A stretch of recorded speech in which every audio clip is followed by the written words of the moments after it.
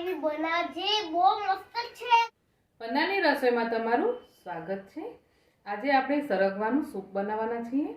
તો આજે સરગવાનું સૂપ બનાવવાના એ આપણે એકદમ અલગ રીતે બનાવવાના. નોર્મલી જે રીતે બધા સૂપ બનાવે એ રીતે નથી બનાવવાના. તો જેને સરગવાનું શાક તો પસંદ છે પરંતુ સૂપ પીવું પસંદ નથી આવતું, એને આ સૂપ જરૂરથી પસંદ આવશે, કેમ કે આપણે આને થોડો અલગ રીતે અને અલગ સ્વાદમાં બનાવવાના છીએ. તો ચાલો બનાવવાનું શરૂ કરીએ. સરગવાનું સૂપ બનાવવા માટે અહીંયા આપણે લેવાનું છે સરગવો. તો મેં અહીંયા આ રીતે તાજો સરગવો પણ છે મારી પાસે, અને આ રીતે થોડો જૂનો સરગવો પણ છે.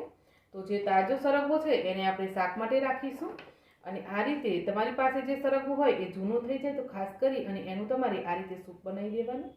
અને અહીંયા તમે જોઈ શકો કે આપણે જે આ સરગવો લીધો છે એની સીંગો છે ને એકદમ પતલી છે. તો આનાથી આપણે શાક બનાવીશું તો શાક એટલું બધું ખાવામાં સારું નહીં લાગે. તો આ રીતે જો પતલી સીંગો હોય ને તો ખાસ કરીને તમારે આ સૂપ બનાવવાનું. 4 આપણે પતલી સીંગો લેશું અને 1-2 આપણે તાજી આ રીતે થોડી ભરેલી સીંગ પણ લેશું. તો એમ કરીને આપણે સૂપ બનાવીએ. સૂપ માટે સરગવાની સીંગને આપણે આ રીતે સાફ કરવાની છે. આ રીતે એનો ટુકડો કરવાનો, ત્યાર પછી એની નસો છે ને એ આપણે હટાવી દેવાની. અને આ જે એનો લીલો ભાગ હોય ને એ પણ આપણે આ રીતે કરીને હટાવવાનો છે. અને સીંગને આપણે આ રીતે સાફ કરી લેવાની. તો સૂપ માટે આપણે સરગવાની આ રીતે કટ કરી લીધો. હવે બજારથી લાવે ત્યારે તો આપણે સરગવાને ધોયેલો જ, પરંતુ કટ કર્યા પછી પણ એને એકવાર ધોઈ લઈએ. કટ કરી સરગવાને ધોઈ અને આપણે ડાયરેક્ટ એને કુકરમાં લઈ લેશું. એની સાથે 1 સમારેલી ડુંગળી, 1 સમારેલું ટામેટું, 1 નાનો ટુકડો આદુનો, 3 કળી લસણ. તો 1 ગાંઠમાંથી આપણે આ રીતે 3 કળી લઈ લીધી છે લસણની. હવે 1 લીલું મરચું નાખવાનું, પરંતુ લીલું મરચું ઓછું તીખું હોય એવું લેવાનું છે. જો તીખું હોય તો તમે અડધું નાખજો. થોડા આપણે અહીંયા લીલા ધાણા લેવાના છે. તો લીલા ધાણાને પણ આપણે આ રીતે રફલી ચોપ કરીને એડ કરવાના. એની સાથે 2-3 પાન મેં લીલા લસણના પણ લીધા છે. તો હતા તો લીધા, તમારી પાસે હોય તો લઈ લેવાના, ના હોય તો આને સ્કીપ પણ કરી શકાય. તો હોય તો જરૂરથી નાખજો, એનાથી સ્વાદ સારો આવશે. આ રીતે આટલી વસ્તુ આપણે સૂપ માટે એડ કરી છે.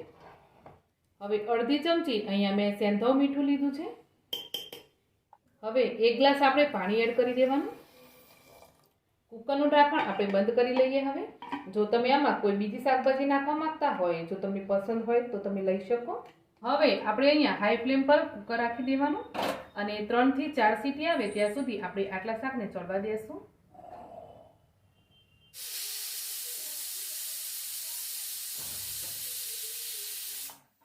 તો કુકરની 4 સીટી થઈ ગઈ છે. તો આપણે હવે ગેસને બંધ કરી દેવાનું અને આને આપણે નીચે ઉતારી લેશું. કુકર ઠંડુ થયું એટલે આપણે એને ખોલી લીધું, અને આ રીતે જોયું ને તો બધા શાકભાજી એકદમ સરસ ચડી ગયા છે. તો હવે આપણે બધા શાકભાજીને પહેલાં તો આ રીતે કરી અને એને મેશ કરી લેવાના. થોડા મેશ કરી અને આપણે એક વાસણની અંદર બધું કાઢી લેવાનું. તો હવે આપણે બીજું અડધો ગ્લાસ જેટલું પાણી એડ કરવાનું. બધું બરાબર મસળી લીધા પછી આપણે એને ગાળી લેવાનું.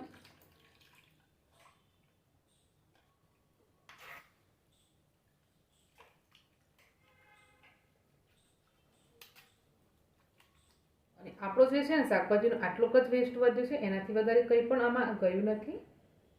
તો હવે આને હટાવી દેવાનું.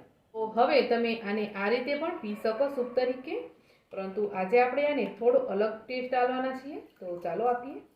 તો અહીંયા આપણે સૂપને એકદમ ફ્લેવરફુલ બનાવવા માટે આ રીતે એક કઢાઈ રાખી દઈશું મીડિયમ ગેસ ઉપર, અને એની અંદર આપણે થોડું ઘી લેવાનું. તો અહીંયા અડધી ચમચી જેટલું ઘી લઉં છું હું.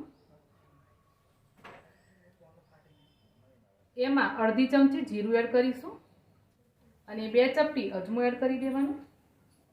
જીરું બરાબર તતરી જાય એટલે આપણે એની અંદર સમારેલું લીલું અને સૂકું બંને લસણ લીધું છે. એની સાથે જ આપણે ધાણાના પાન લીધા છે, એને પણ આપણે ઝીણા સુધારી લીધા.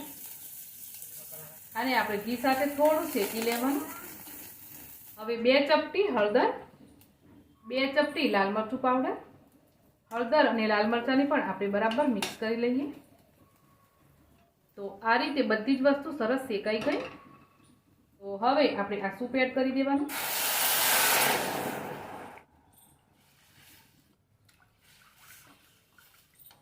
હવે આ વઘાર કરેલા સૂપને આપણે 5 મિનિટ માટે એકદમ હાઈ ફ્લેમ પર ઉકાળી લેવાનું છે. જો તમે આ રીતે સૂપ બનાવશો ને તો આ સૂપ છે એ સૂપ જેવો ટેસ્ટ પણ આપશે, સાથે સાથે આપણે શાકનો જે રસો હોય ને એ રસા જેવો પણ સ્વાદ આવશે. તો જેને પણ એકલો સૂપ પીવાનું પસંદ નહીં હોય એ આ રીતે બનાવશો તો એમને પણ ભાવશે. તે સરગવાનો સૂપ કે પછી સરગવાનો રસો બનાવી તમે એને ભાત સાથે પણ ખાઈ શકો, સરસ લાગે છે. અને મકાઈના રોટલા અને બાજરીના રોટલા સાથે તો એક નંબર લાગે છે. તો ચાલો 5 મિનિટ માટે આપણે સરસ એને ઉકાળી લીધું છે. તો હવે આપણો સૂપ રસો તૈયાર છે. તો આને આપણે બંધ કરી દઈએ અને ગરમા ગરમ આને સર્વ કરી લેવાનું. તો તમને આજની મારી સરગવાના સૂપની રેસીપી કેવી લાગી ફ્રેન્ડ્સ, મને કોમેન્ટ કરીને જરૂરથી જણાવજો. રેસીપી ગમી હોય તો ફેમિલી ફ્રેન્ડ સાથે શેર કરજો અને ચેનલને હજુ સુધી સબસ્ક્રાઈબ ના કરી હોય તો જરૂરથી સબસ્ક્રાઈબ કરજો. તો મળીશું એક આવી જ નવી રેસીપી સાથે. આવજો.